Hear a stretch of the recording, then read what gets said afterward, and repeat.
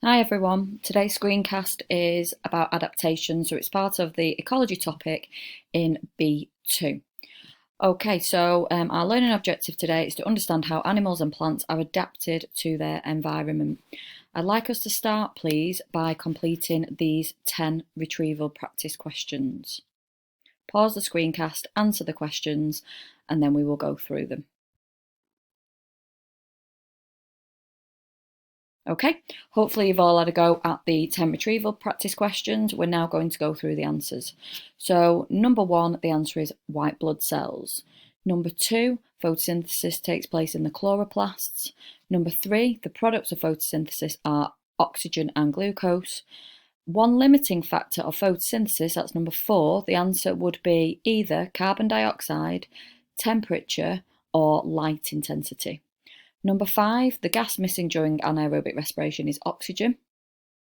Number 6, an arrow represents the flow of energy from one organism to another. Number 7, the word that can describe different species of animals and plants living together is a community. Number 8, the word habitat is a place where organisms live. Number 9, you could put a plant or a producer.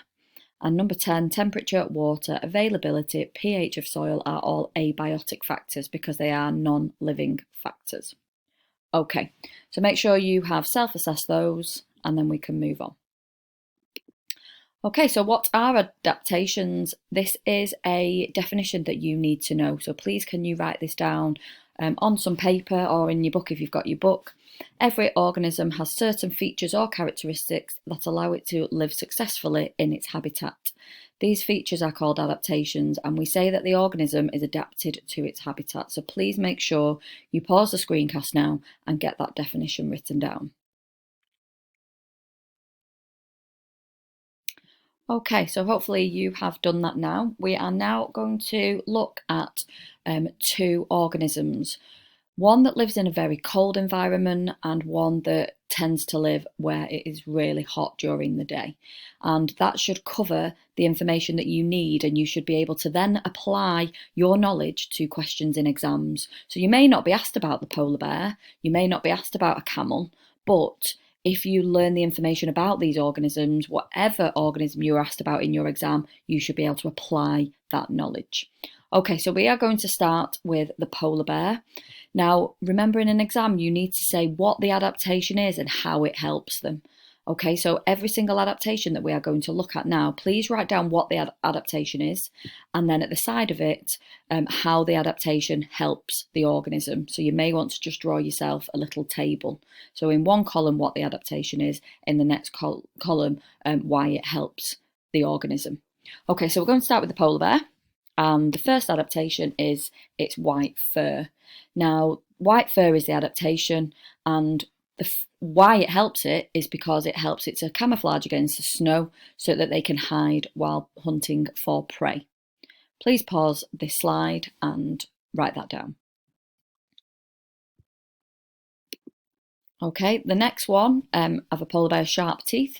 Now, obviously, polar bears are predators, so the sharp teeth help the polar bear to grip onto their prey once they have caught it. Again, please pause and write that down. Okay, the next one. So they have wide feet with sharp claws. Now, we've talked about the sharp teeth being able to grip the prey, but the sharp claws will allow them to obviously attack their prey, also will help them on the snow and the ice, and the fact that they are wide helps their mass to be spread out over a large area so they don't sink in to the snow or they don't have an impact on the ice. Again, please write that down. Okay, next one. Obviously, they live in a very cold environment, so they have a layer of fat as well as a thick layer of fur. And the reason that those 2 things are important is because it acts as insulation. Okay, the next one is surface area to volume ratio. A good example of this is a polar bear's ears. The surface area to volume ratio of the polar bear's ears is small, which means that the minimal amount of heat will be lost. Okay, moving on to the next adaptation then. Polar bears have really strong legs. The reason that the strong legs are important, it helps them to swim, it helps them to run, which will inevitably help them to catch their prey. Okay, so each of these you should be pausing the screencast and adding these to your table or however you are presenting your work. Okay, moving on now. We are now going to look at a different organism living in a different environment and a completely different climate. So we're going to now talk about camels. So if again you want to put a table this time, again on the left hand side you could put the adaptation and on the right hand side how the adaptation helps the organism. Okay, so a camel's nostril can actually close to prevent sand entering so that it doesn't get into its respiratory system, particularly during sandstorms. And they also have long eyelashes, which again will stop the sand getting into their eyes, which would stop them being able to see and also be really, really uncomfortable. Okay, again, each of these, please pause, write it down, then unpause. Next one, misconception here, people often think that the humps contain water. They actually mainly contain fat. Now, the camels might not be able to get food all the time, so the humps are a store of fat, which they can then use as energy if and when they need it. Okay, so the humps have got fat in them, which is a store of energy for them. Next one, the camels have thick lips to help them eat the tough and often prickly desert plants.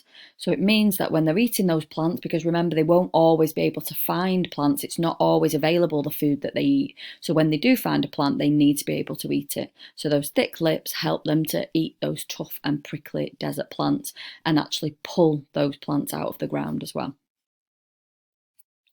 Next one, a little bit like the polar bears, they have wide feet, this time obviously to spread their weight over the sand so that they don't sink in as much. Okay, they do live in really hot places, so they have to have mechanisms to enable them to keep cool.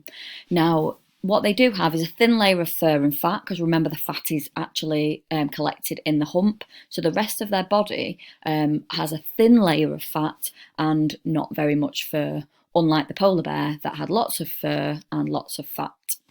Now, a behavioural adaptation that we'll talk about in a minute is that the camels actually are more active in the morning when it is cooler, and then during the day when it gets hotter, they will look for shady areas to try and keep as cool as possible. So that is a behavioural adaptation rather than a structural one. Okay, so again, make sure that you write that down. Okay, so we've looked at polar bears, we have looked at the camel and their adaptations, and we've mainly talked about physical adaptations or structural adaptations, such as wide feet, the polar bears having white fur, that's another structural adaptation, it enables them to camouflage from their prey. But there are also two other types of adaptations, behavioural and functional.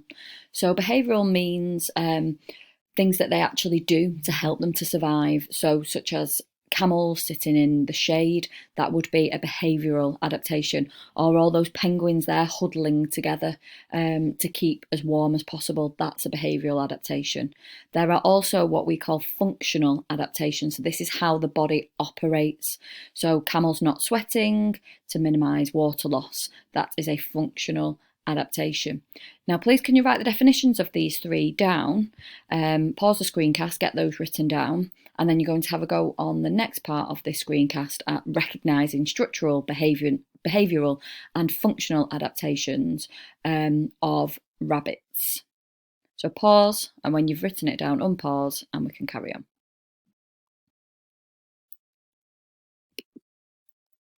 Okay, so before we do the task, can you please draw a simple table? You should have in one column structural adaptation, in another behavioural adaptation, and in the third functional adaptation. Now, there is going to be information on the next slide about rabbits, and you are going to choose which column you think each piece of information should be written into. So if it's a structural adaptation of a rabbit, it will go in one column, or behavioural another, or functional another. So pause the screencast, write those three columns down, and then when you've done that, you can look at the next part of the screencast. Okay, so here are a few pieces of information about rabbits. Now, these are all adaptations of rabbits. They're either structural, functional, or behavioural. So you don't need to write every single word that is on this slide. Read each piece of information and choose whether they are behavioural, functional, or structural, and write them into your table.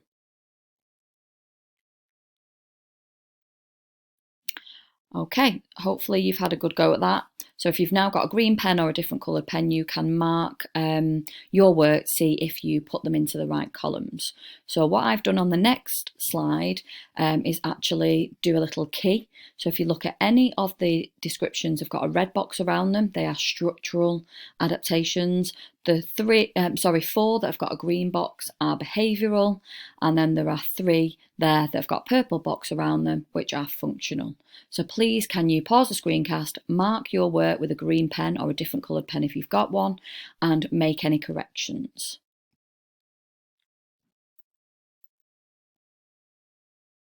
Okay, right. So we've looked at polar bears, we've looked at camels, we have talked about the different types of adaptations, but you also need to know what adaptations plants may have to survive in certain climates, such as the desert.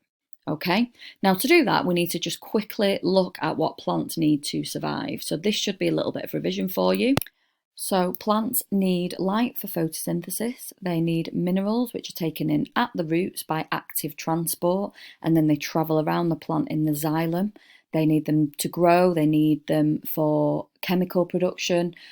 They also need carbon dioxide, which is taken in through the stomata in the leaves. They need the carbon dioxide for photosynthesis, and they need water, which is taken in at the roots by osmosis and again travels around the plant in the xylem for growth, yes, to keep hydrated, but remember it's part of the chemical reaction, which is photosynthesis. So remember that water plus carbon dioxide makes glucose plus oxygen in the plant. So that's just a little bit of B1 revision for you.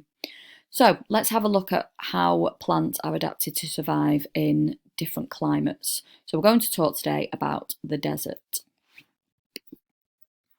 Okay, so here's some examples of desert plants. They obviously look quite different to plants that we may see on a day-to-day basis where we live.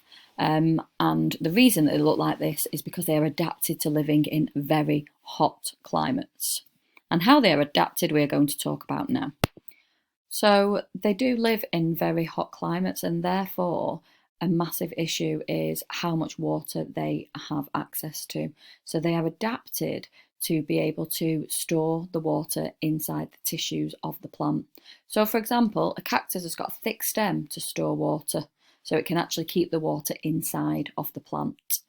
They also have spines instead of leaves. Now the reason that they have spines is because a lot of water is lost by transpiration through a leaf, and therefore if the leaves aren't there, they are going to lose less water. Plants that live in deserts also need to maximise water absorption, so if there is water available, they need to take in as much of it as they possibly can. So they have shallow extensive roots which stay near the surface, which means that if there has been a heavy downpour, they can absorb as much of that water as possible. They also might have deep roots to access any underground water that may be there. And another way is that they will have bulb roots which are underground to act as water storage, so they actually just keep water within their roots, which is different than plants that live in more wetter climates. Okay, so make sure you've paused this screencast now and write down this information. Okay, so we've talked about animal adaptations, we've talked about plant adaptations, we've also talked about behavioural, structural, functional adaptations, but we now need to mention extremophiles. So extremophiles are organisms that are adapted to survive in extreme conditions. Okay, so we are talking really high temperatures, we're talking low temperatures, it could be acidic conditions, there might be high pressure, there could be really high salt concentrations in water, and they are known as extremophiles. Now, I found one example of an extremophile, which when I was reading about this, I found really interesting. So there's a creature known as a tardigrade that's actually survived 5 mass extinction events. Now, it can survive freezing and boiling temperatures, as well as places that are under extreme pressure, radiation, and vacuum of space. So they seem to be able to survive in absolutely any condition that they are placed in. So that picture there, that image, is what a tardigrade looks like. So I thought I'd just share that with you because I thought it was an interesting organism to have a look at. Okay, what I would like you to do now, please, is answer these 5 questions. So you can type them into an email, you can write them on a piece of paper and take a picture. However you want is absolutely fine. But please, can you answer these 10 questions? Use your brain and then use your book. So see if you can answer any of them just using your brain first. And then when you are a little bit stuck, just look back on your notes from today's lesson. So there are 10 questions there. Please answer each of those and then send your answers to your teacher. Okay, thank you for watching. Thank you for listening. Remember, if there's anything you're unsure of, you can email your teacher, or you can also go back and rewatch parts of the screencast. Okay, have a lovely day, everyone. Thank you.